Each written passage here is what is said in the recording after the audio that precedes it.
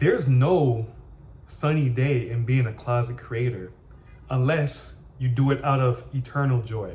But if you're someone that want to break it out into the world, that want to bring your work public, want to be known for your quality work, whether it be singing, drawing, acting, writing, painting, flipping chairs, what the fuck ever. If you keep it in the closet, that skill may run away from you unless you're practicing and unless it's really a hobby. But I've been on many dates where women would paint so much better than me, because I paint in my spare time. They paint so much better than me. And I've put my stuff out there, but they never sold the painting. They never even showed it to anyone else. And people don't even know that they paint. And I asked them, why do they paint? And I get different answers. People do it for therapeutic reasons. People do it because they enjoy it as a hobby. But for the women, I know this relates to guys too, but for the women that are closet creators, you just have to take the step leap. You have to take the step forward and just leap.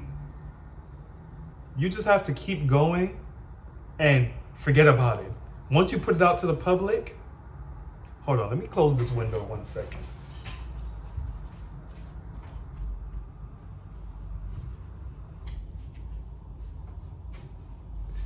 Once you put it out to the public, on to the next project. That's how you become better over time. It's not just by constantly working on your craft. You have to put yourself out there to receive public critique and criticism that could also help you grow. I know a lot of women, but this doesn't just relate to women. This is people too. A lot of men too. We go through it in silence. A lot of people are scared of what others are going to say, or they're too sensitive to hear critiques.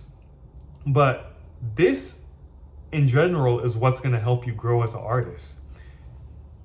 I remember being in art class, and I didn't like art class because I would compare my art to other people. Like, these people are like fucking like, god damn, like this shit's really good. And they would be hard on themselves. I'm like, I would even be like, try to show my work.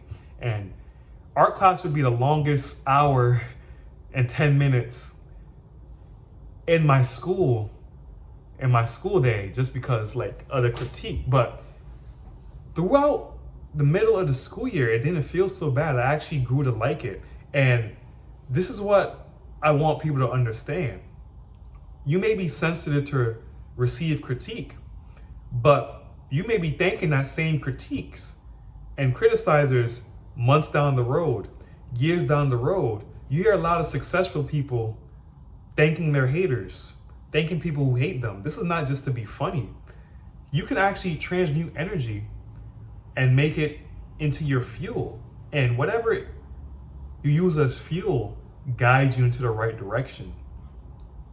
Some people take criticism and want to keep it in their chest and be sad about it, but it's nothing to be sad about. It's really just the polarity.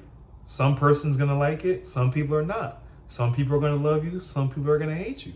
This is just life.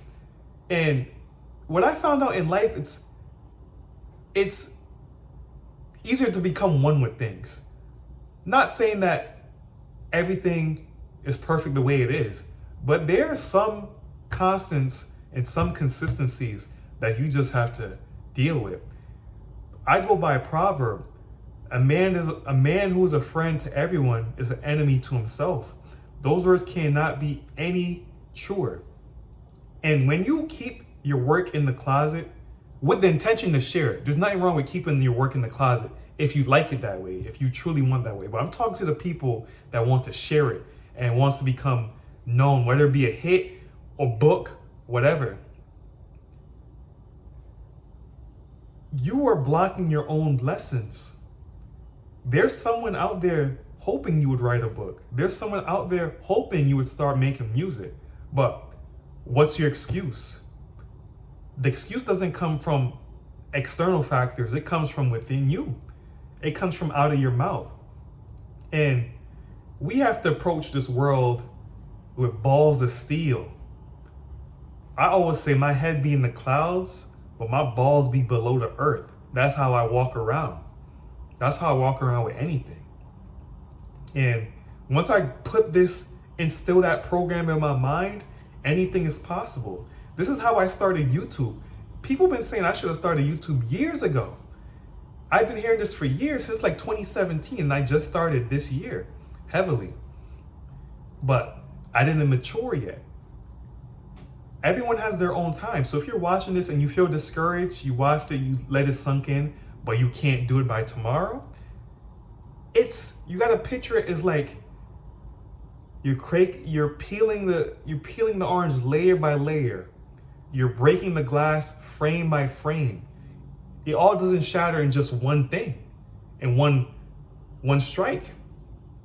You got to put some cracks in it. You got to hit the pressure points. So you have to analyze yourself on your weaknesses and just fuck them over. But you got to go through this world hard body. All this nice, lower, gentle, that shit makes you weak. That shit makes you weak, especially as a man. As a man, we should go around doing things in a manly, aggressive, dominant way. And I say dominant, I don't mean bullying people, but with purpose, with intention. And this is how we start broadcasting our world to the rest of the world. It's this heavy backpack we're wearing of trying to please everyone, trying to put out all the best work, but nobody's perfect. We have to go through those falls. We have to get those critiques. We have to get that backlash in order to grow stronger. Some of us know that, but we're scared to take the leap. So take the leap, because what's making it hard is your mind, not the actual act. Your mind is making it harder than the act. Kid Cudi said in Intergalactic, it's easier to just do. And I felt him on that. Our mind could be the block stones, the roadblocks on our destination of success. So when you think of that destination of success, think how you just want to fuck it up. Fuck that roadblock up. Fuck their opinion. Fuck all that. Just put that shit to the side and keep going. Put your first workout on a social media site. Whether it be, you could start small. You could do a close friends group, put it up there. You may get some compliments that may give you more confidence. And then you may post a story for all friends. You can take it step by step. That's with everything. Say you're a writer, rapper, and you're scared to publish because people are self-conscious about their voice or whatever, right? You share it with a few friends. Send it to a few people in your text messages. Send it to someone that you have in your circle that's honest, that would give you a critique that you're ready for. And that's how you build confidence little by little. You don't go to the gym and just knock out 150 push-ups in one sitting. First you started with 10, then you started with 18, then you got up to 25, and now you're at 35. This is how it is with creativity. You take it step by step. This age where we're on our phones, it's so easy to compare ourselves to other people, and that's why social media can be horrible for people with low self-esteem. But for those who can see past this facade, know that everyone else is human just like you and I. They all started somewhere. They're only showing you what they want to show you, So if you're a closet creator and you want to go somewhere, start sharing now. You can't hate on someone who is not as good as you, but they're further than you. It's very rare that the best person is in the best position. The person with the most resilience, discipline, effort, and hard work gets farther than the person who relies just on skill. If you're a skillful closet creator, nobody knows about you.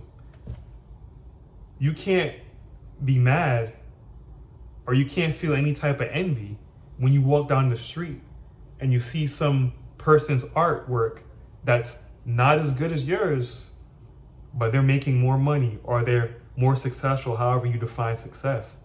They have the courage and discipline and determination to go where they want to go. They don't see the sidelines. They straight on the ball. They straight on the ball. And that's where I want you to be. You have to present your work in a way like, this is me, this is how it is. I don't want to hear any critiques. Although you gotta hear something. You can't block out everything. You gotta have a responsible group of people in your circle to tell you what's right. Well, not what's right and wrong, but what's suggestions you may be able to take. You should have a mentor. But to get past the closet, you first have to open the closet and see all the stuff you have first. Once you open that closet, take it piece by piece and bring it to the world. We're so hard on ourselves by social media and where we think we should be, when you're exactly where you should be. No more closet creators. If you're a closet creator and you want to show your work to the world, publish that shit. Publish your book. Publish that video. Publish that story. Write that article. Go for that job that you don't think you're qualified for. You have to care more about your success than other people.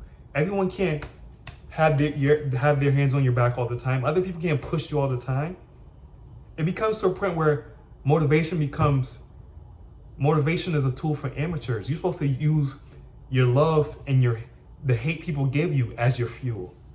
That'll be your motivator.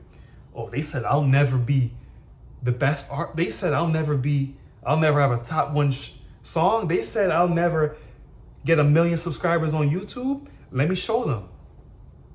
That's how you have to take the world. So I want y'all to walk up with your head up high and your balls down low, ready to fuck anything up that's getting in the way of your success. This has been More Studios Out, manifesting our own reality in the studio. And speaking of books, y'all get the book The Cage Bird Still Flies out now on Amazon. Link is in the bio. And until next time, you guys be well. 1.